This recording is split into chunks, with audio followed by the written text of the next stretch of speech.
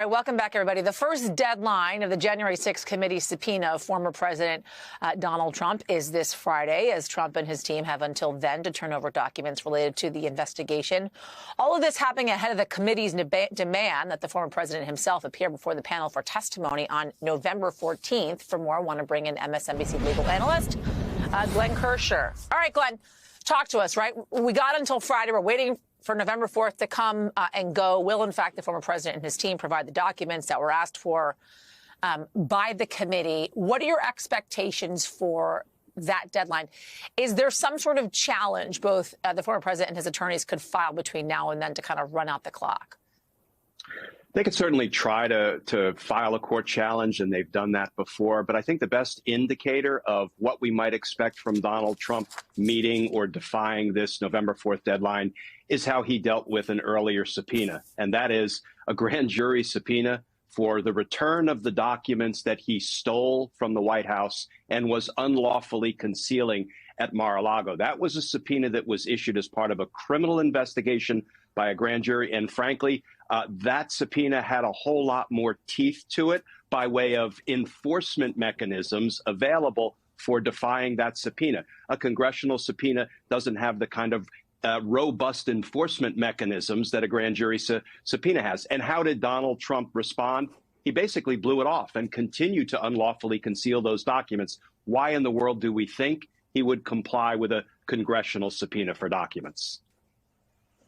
Just to be clear here, so the committee is essentially asking for two sets of documents. One was any communications leading up to and on January 6th between the Trump White House and extremist groups that took place or that took part in the January 6th insurrection. Also, any kind of communications that happened between the former president and any witnesses that appear before the January 6th committee throughout their investigation. Let me read for you from Rolling Stone that had an incredible piece on whether the former president will, in fact, testify. And the title in and of itself is incredible, saying, "Absolutely effing not."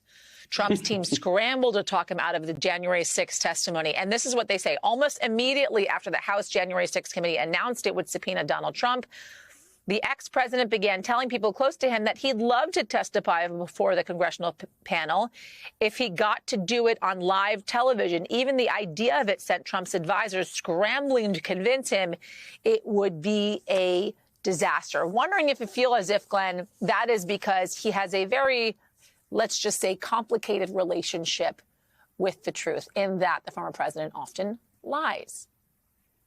I'll try to put it a little more delicately than the Rolling Stone headline, but I don't believe there's any way Donald Trump will ever, be seated before a congressional committee, raise his right hand, swear to tell the truth, and then testify. If he is ever forced by a court to be in that position, I think he's likely to invoke his Fifth Amendment right against self-incrimination. So I would not expect, this sounds to me, when I hear Donald Trump saying, I'd love to testify and tell my side of the story. He kept telling us for 6 years he would love to release his tax returns so we could really all see if he was a billionaire, a millionaire, or maybe just a thousandaire. And yet we still haven't seen them. We're getting close because of court rulings. But, you really can't take Donald Trump at his word. But if I had to bet a buck, I would say we are not going to see him testify under oath.